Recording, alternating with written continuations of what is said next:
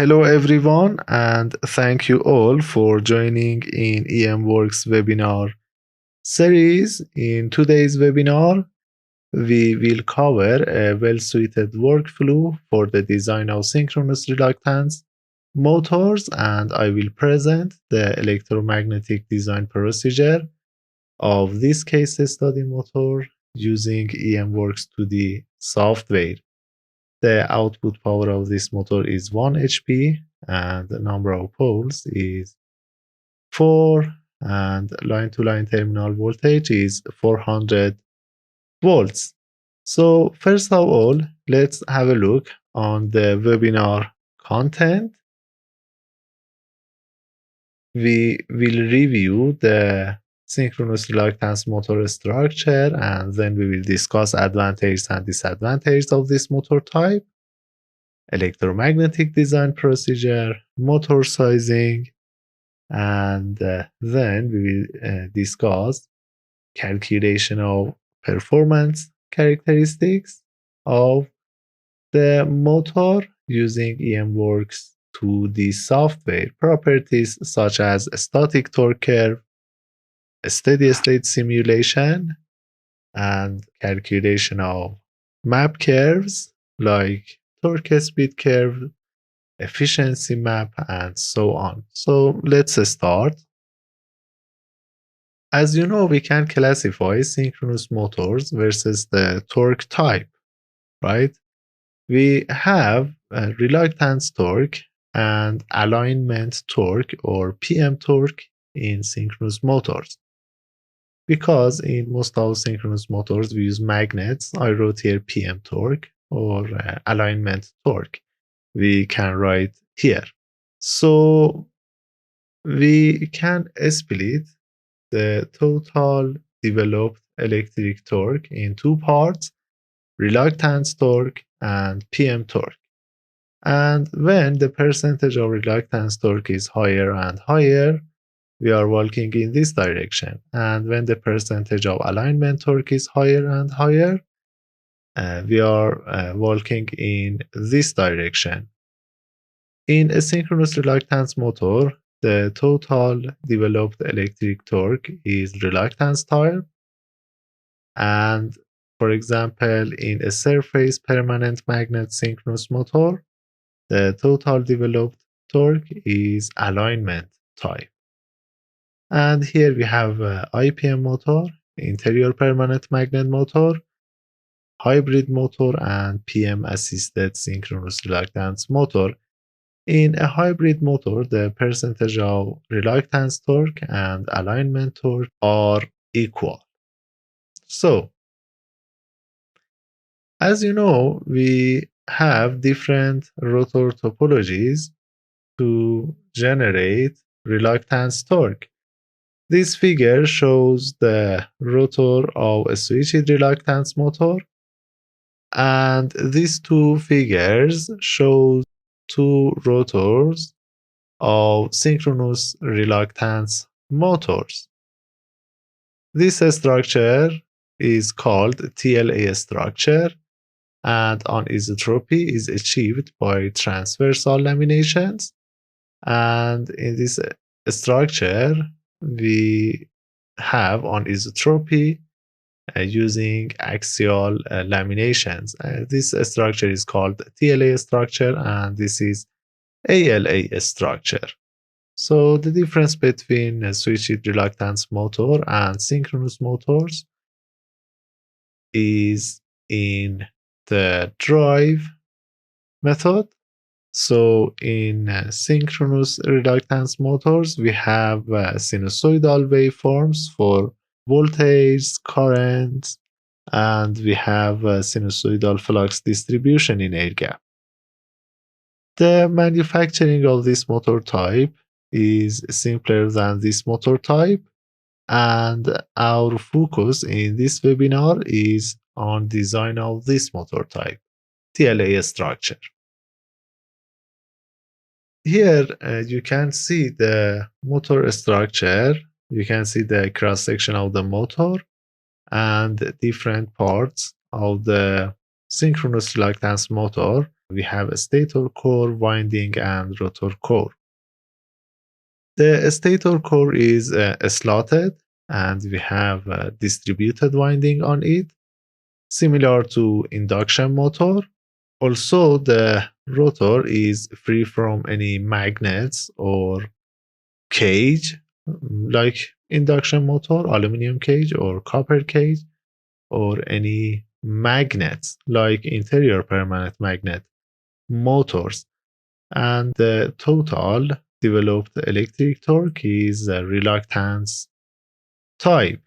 We have several advantages and also a number of disadvantages for this motor type.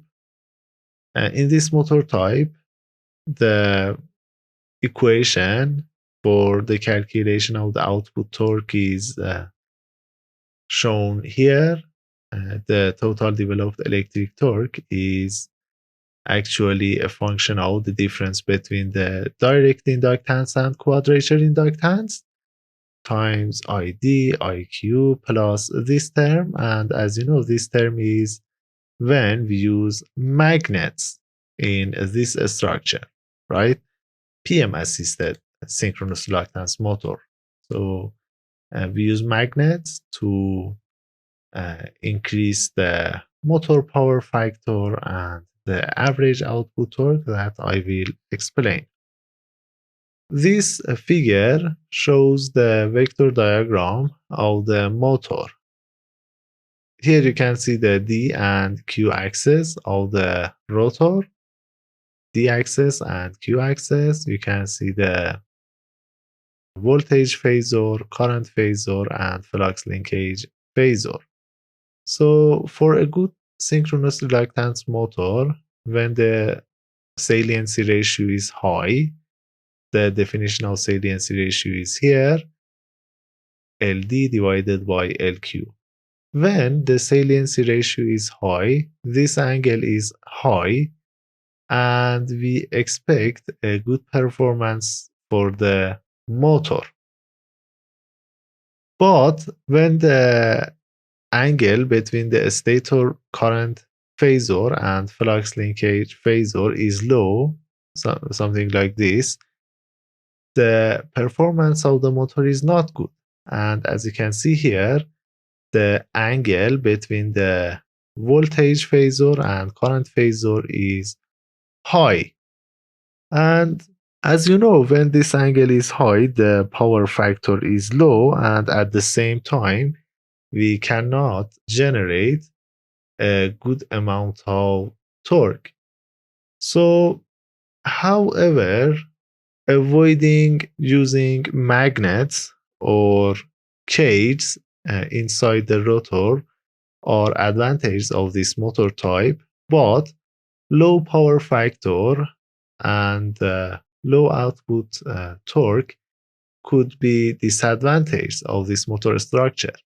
So if we want to achieve a good design, we should optimize the rotor geometry and maximize the rotor saliency ratio to achieve a good reluctance torque and increase the power factor.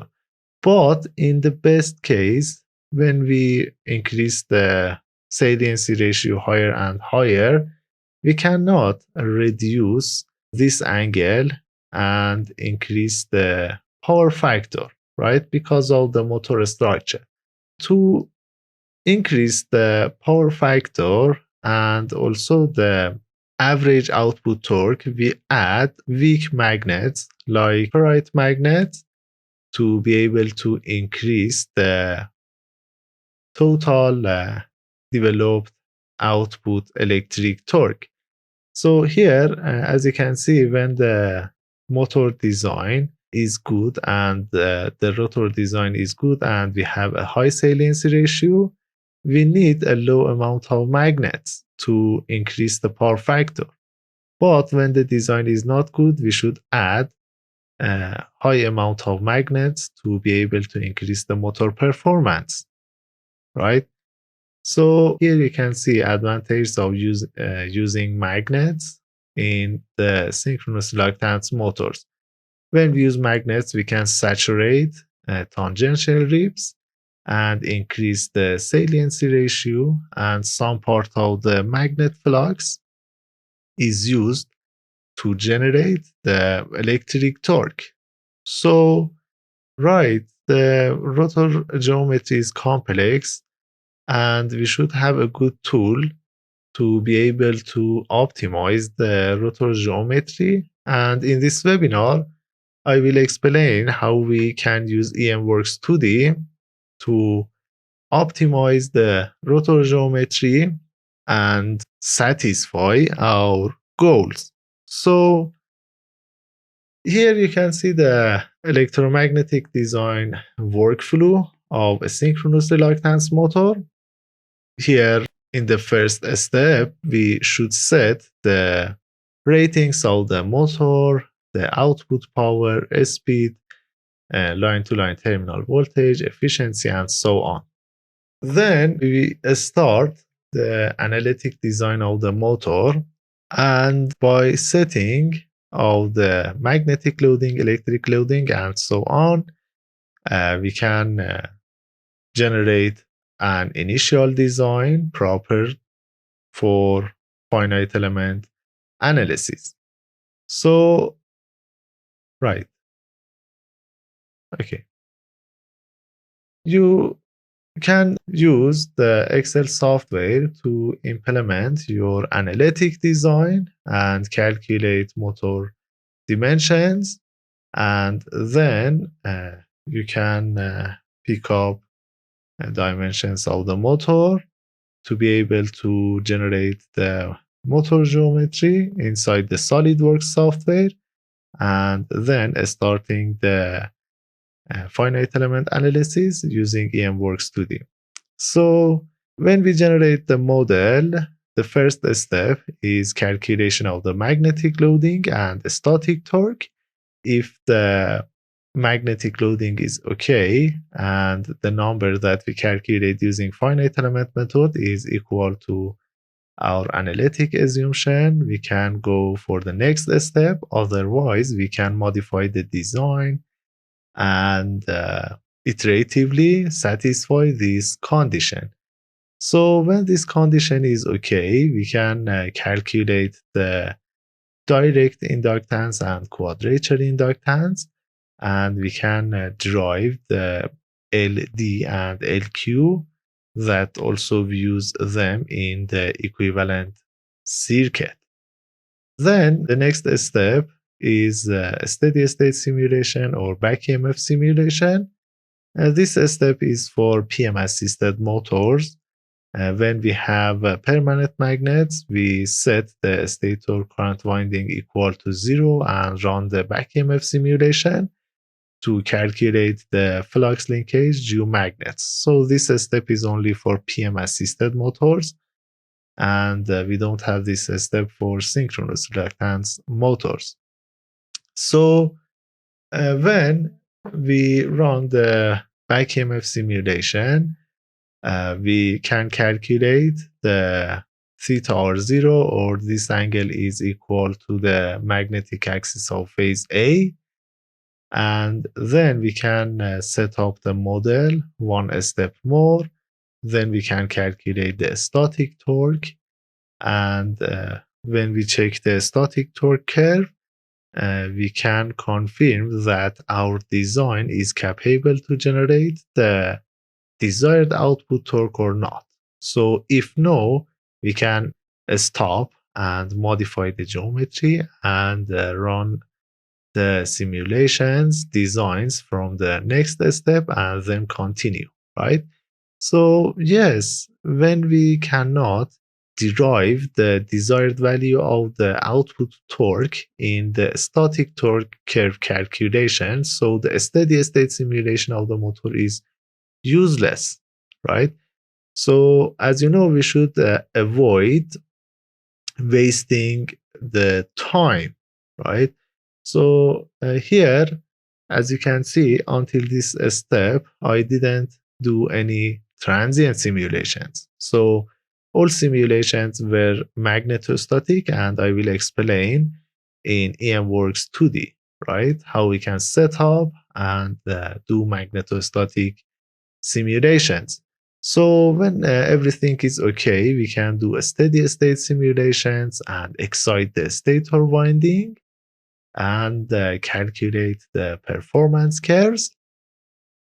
And then in this step, we compare the efficiency that we calculated using finite element model with the analytic one, right? As you know, during the analytic design, we assume a number for efficiency. So if this is okay, we can pick up this motor, this seat motor, for precision study, deep design, and optimization, right? So, right. For TLA structure of synchronous reluctance motors, we have different geometries, right? Predefined geometries, fluid flux barrier geometry, and combined. In predefined geometries, the designer applies proper constraints on the geometry of flux barriers, right?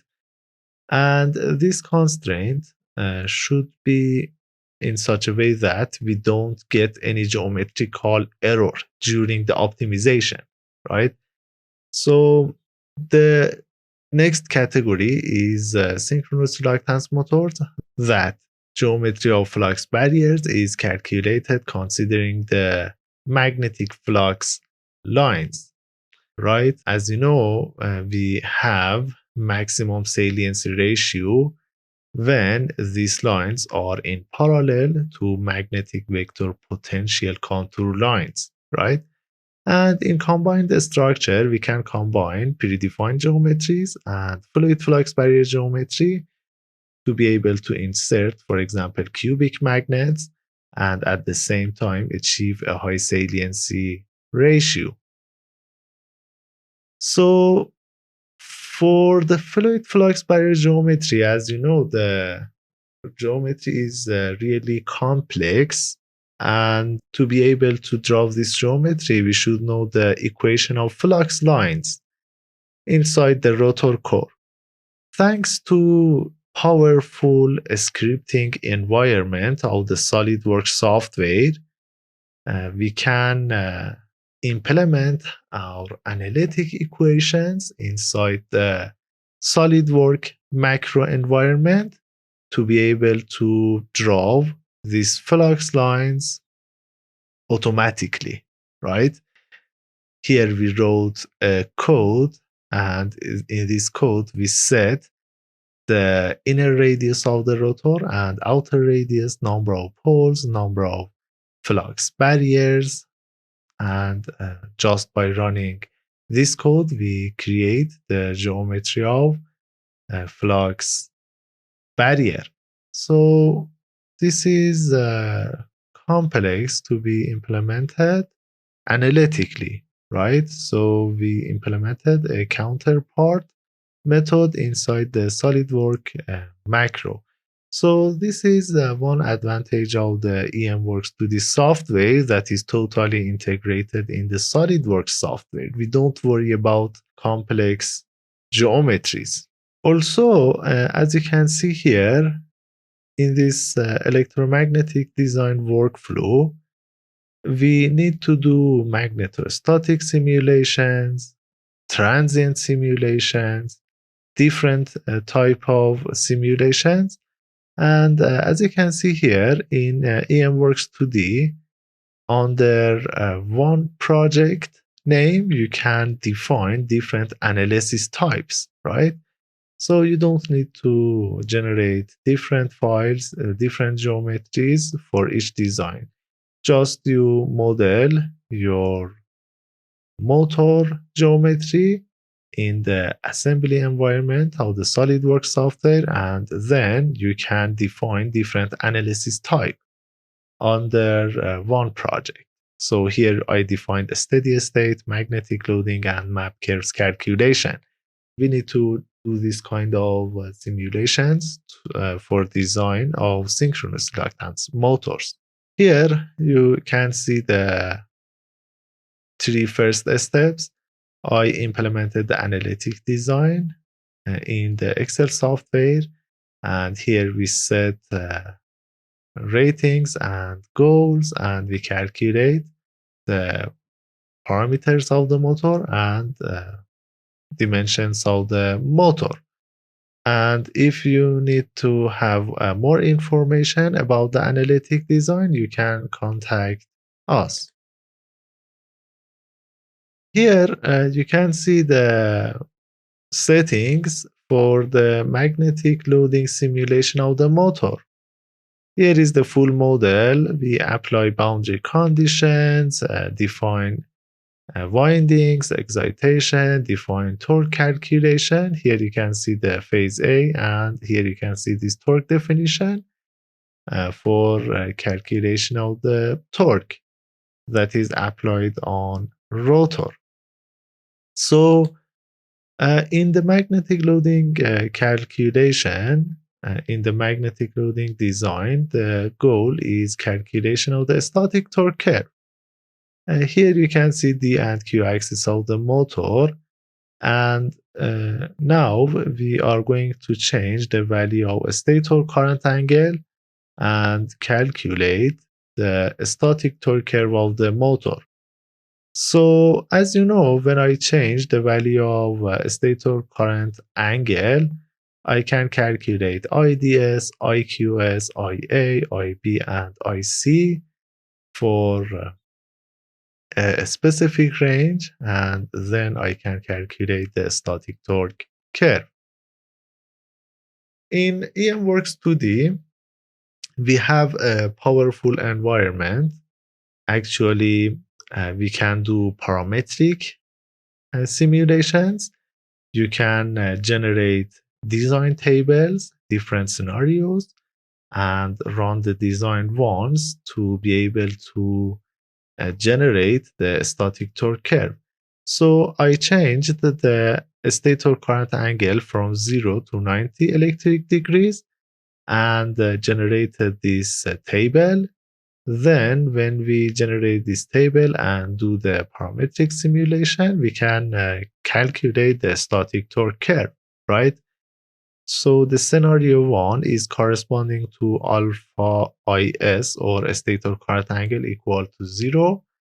And here the last scenario is corresponding to a stator current angle equal to 90 electric degrees. So here you can see the static torque curve. Let's see this curve inside the software, right? Here we have magnetic loading, and you can see the boundary condition, definition of coils, and this parametric table that I defined it here.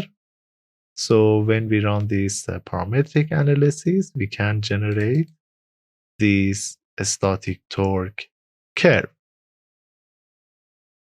Right.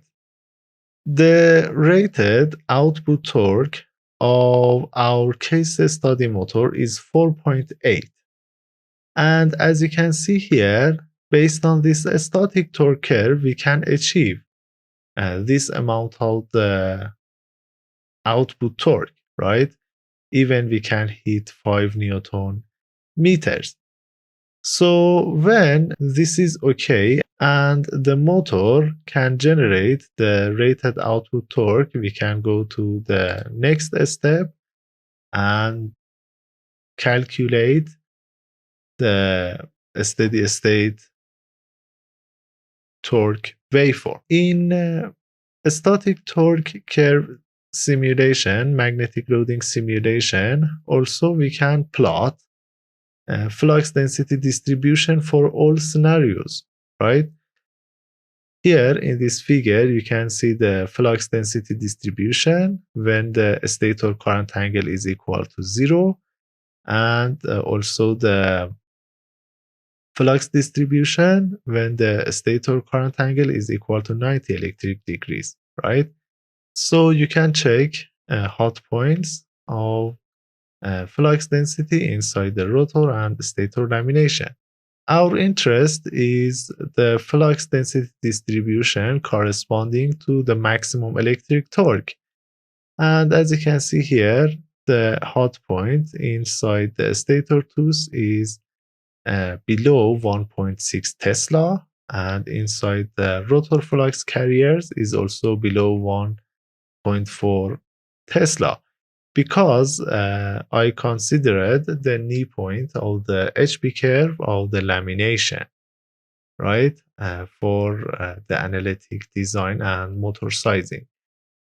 So in EMWorks 2D, as you can see here, we can plot the flux density distribution for all scenarios, right? I did 20 scenarios, and easily here I can select the calculation points and check, right? So actually this is really good because I generated the model geometry considering all details. By details I mean holes and key inside the rotor shaft and so on. And in one place you can do the magnetostatic simulation, parametric simulation, and plot the flux density for all scenarios. So our interest is the flux density distribution corresponding to the maximum torque, and when this number is okay and is a little bit higher than the desired output torque, we can go for the next step, that is the steady state simulation. So in a steady state simulation, we fix the rotor speed and set the stator current angle and run the simulation, current fed simulation. The important point in a steady state simulation is the mesh, right? So we need to have a high quality mesh to be able to generate precise results. So in EMWorks 2D, we have different mesh definitions. And as you can see here, we can generate a high quality mesh for this complex rotor structure and stator. So for a more detailed analysis, you can refine the mesh more and more. But as you can see here, the aspect ratio of the mesh is logical, and we don't have triangles with a high aspect ratio.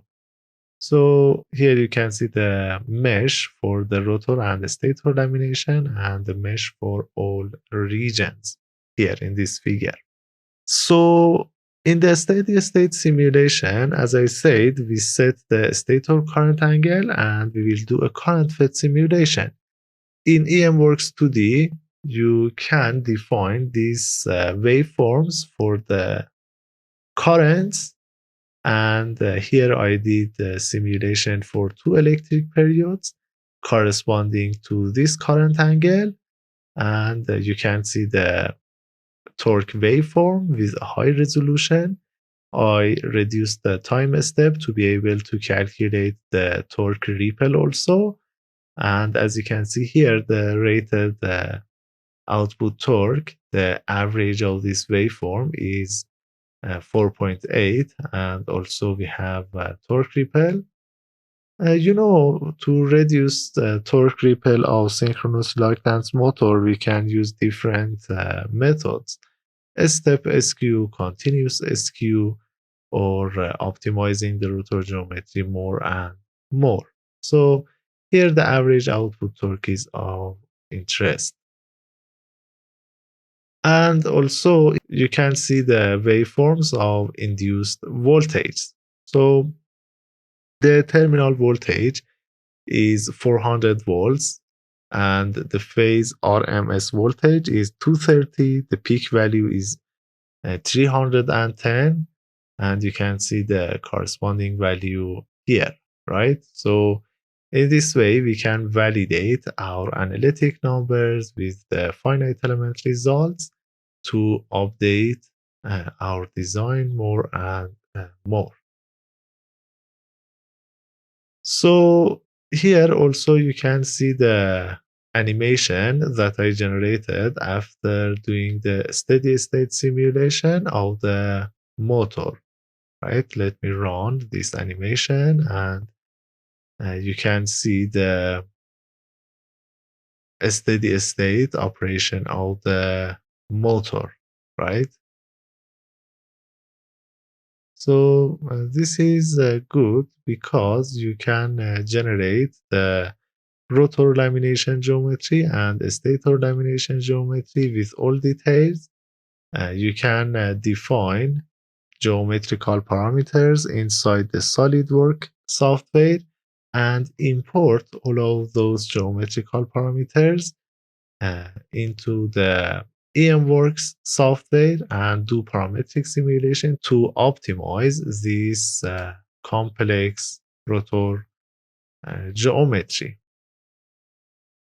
Okay, so the next step is derivation of the map curves. So when everything is okay and we can get a reasonable output average torque and torque ripple, we can calculate map curves of the motor. And as you know, the first map curve is torque map. In synchronous reluctance motor, the ID and IQ are positive, and the stator current angle is between 0 and 90 electric degrees. So I changed the value of ID. Here we have per unit values. I changed the value of ID and IQ from 0 to 1.2, and I generated a parametric table, and I ran that parametric table, and I generated these results, as you can see here, right? So when we generate these results, we can post-process these results in softwares like Excel to be able to uh, plot the torque map. Here you can see the torque map of the motor, and as you can see here, when the amplitude of the current is 1 per unit, or for the rated current, I can achieve the rated torque for this motor type. So when we have torque map and D and Q flux maps, we can calculate these performance curves, right? Torque speed curve, the output power versus speed, and also the power factor versus speed, and so on. And if you have any help about the calculation of these performance curves, efficiency map, torque speed curve, and torque map, you can contact us. So, right, parametric analysis is really a good feature, right? You can do parametric analysis over electrical parameters as well as geometrical parameters, right? So for deep optimization, also you can use this parametric feature of EMWorks to the software. And when everything is okay, you can pick up this design and do deep design and optimization. I mean, reduce the torque ripple, increase the average torque, and reduce the motor size. So for optimization, you can generate a number of geometries. All settings are the same, and run all of these geometries, generate data, and optimize the model. Okay, this was the procedure for design of synchronous reluctance motors and doing different analysis types using EMWorks 2D. And in this section, that is a question and answer section, feel free. If you have any questions, you can type. So thank you for being in this webinar.